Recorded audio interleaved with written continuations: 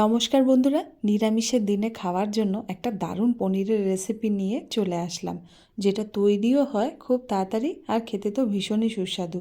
এখানে পনিরগুলোকে আমি এভাবে নুন দিয়ে আগে ম্যারিনেট করে নিচ্ছি। এই রান্নায় হলুদ কিন্তু ব্যবহার হয় না, তাই হলুদ মাখালাম না।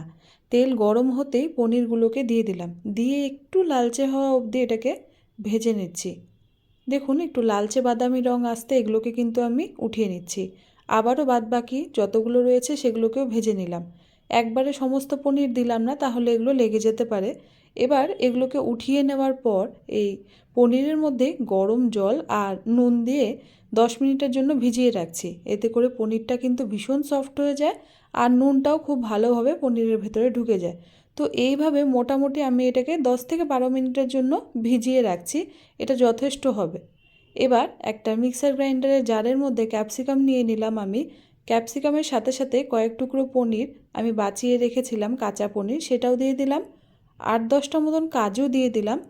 আর তারই সাথে সাথে পোস্ত দিয়ে দিচ্ছি। ছোট চামচে মাপলে এটা 2.5 চামচ হতে পারে। এবার সব কিছু একসাথে দেওয়ার পর একটা কাঁচা লঙ্কা দিয়ে বেটে নিচ্ছি। বাটাটা এখানে একদম স্মুথ পেস্ট কিন্তু এখনই হবে না, কেন কি পোস্ত রয়েছে। এখানে একটা ক্রিমি ভাব পনিরের জন্য চলে এসছে। এবার যেটা করছি, এর মধ্যে কিছুটা দুধ দিয়ে দিলাম। দুধটা খুবই অল্প লাগবে, চামচের হিসাবে 6 টেবিল চামচ লাগবে।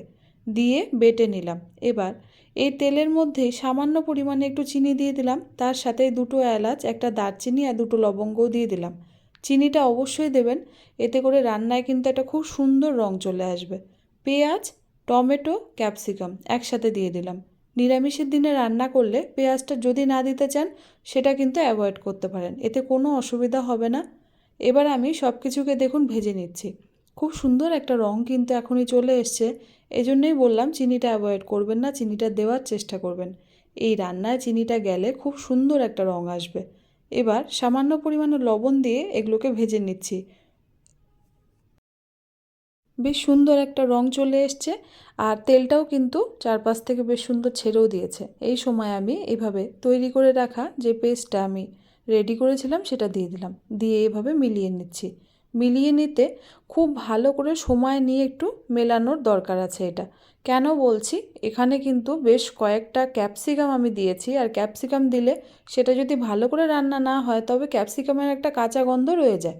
গোলমরিচের গুঁড়ো দিয়ে দিলাম 1 টেবিল চামচ, ধনিয়া পাউডার গেল এখানে 2 টেবিল চামচ, কাশ্মীরি লাল লঙ্কার গুঁড়োও গেল এখানে 1.5 টেবিল চামচ। সব একসাথে এবার মিলিয়ে নিচ্ছি। প্রথমেই বলেছিলাম এই রান্নাটায় কিন্তু হলুদ গুঁড়ো যায় না, সেজন্য দিলাম না। এবার ওই মিক্সিং জার ধুয়ে এটার মধ্যে কিছুটা পরিমাণে জল কিন্তু দিয়ে দিচ্ছি। জলটা দিয়ে এবার ফুটতে বসাচ্ছি। 3 থেকে 4 মিনিট একটু ভালো মতন ফুটিয়ে নেব। দেখুন এর মধ্যে কিন্তু রঙটা খুব সুন্দর চলে এসছে।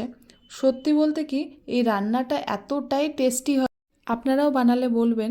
রাতে যখন রুটি হচ্ছে তাহলে পরে পনির এইভাবেই বানাই, খুব ভালো হয়, একবার বানিয়ে শুধু দেখুন। এবার এভাবে আমি জল থেকে পনিরগুলোকে নিয়ে নিচ্ছি, তবে অবশ্যই মনে রাখতে হবে পনিরটা জল সহ কিন্তু দেব না। পনিরটা দেওয়ার সময় এভাবে জলটাকে চিপে চিপে তারপর পনিরটাকে আমরা অ্যাড করব। এভাবে নুন জলে মানে গরম জলে যদি পনিরটা 10 মিনিট রাখেন তবে মনে হবে এই পনির কোথার থেকে কিনে আনা, এতটাই সফট হয়ে যায় এই পনিরটা। এবার পনিরগুলোকে দেওয়ার সাথে সাথেই কিন্তু এগুলোকে মেলানো শুরু করতে হবে। পনিরগুলো যেন এমনভাবে মেলাবো গ্রেভির সাথে খুব ভালোভাবে মিশে যায়। এখানে দেখুন বেশ সুন্দর করে আমি মিলিয়ে নিচ্ছি। পনিরগুলো বেশি কিন্তু হাই ফ্লেমে রান্না করা যাবে না, তাহলে পরে ব্যাপারটা হবে এটাই যে একদম নরম যে পনিরগুলো এতক্ষণ ভিজিয়ে করা হলো নরম, সেটা কিন্তু শক্ত হয়ে যাবে। যাই হোক, এভাবে মিলিয়ে নিলাম। মিলিয়ে নিয়ে দেখছেন তো খুব থিক একটা গ্রেভি কিন্তু হয়ে গিয়েছে। এবার একটু জল আবারও অ্যাড করছি। এটা সম্পূর্ণ পছন্দ অনুসারে করবেন। অনেকেই কিন্তু গ্রেভি পনিরের একটু থিক খেতে ভালোবাসে, মানে ঘন গ্রেভি। সেইটা যদি হয় তাহলে এই জলটা দেওয়ার দরকার নেই। আর যদি মনে করেন একটু গ্রেভি দরকার বা সেমি ড্রাই করব, তবে কিন্তু জলটা অবশ্যই একটু দিতে হয়। এবার এগুলোকে দেওয়ার সাথে সাথে আমি এখানে গরম মশলা পাউডার দিয়ে দিচ্ছি, সেটাও পড়ছে এখানে 1/2 টেবিল চামচের মতন। আবারও মিলিয়ে নিচ্ছি। গরম মশলা পাউডারটা দেওয়ার সাথে সাথে আমি কিন্তু এখানটায় কিছুটা পরিমাণে অ্যাড করে দিচ্ছি ঘি। ঘিটা অবশ্যই গরম মশলা দেওয়ার সাথে কিংবা কিছুক্ষণ পরেই অ্যাড করে দেবেন। দিয়ে তারপর কিন্তু এটাকে আমরা ফাইনালি আবার কিছুটা সময় ফুটিয়ে নেব, তাহলে পরেই এটার স্বাদ দুর্দান্ত চলে আসে।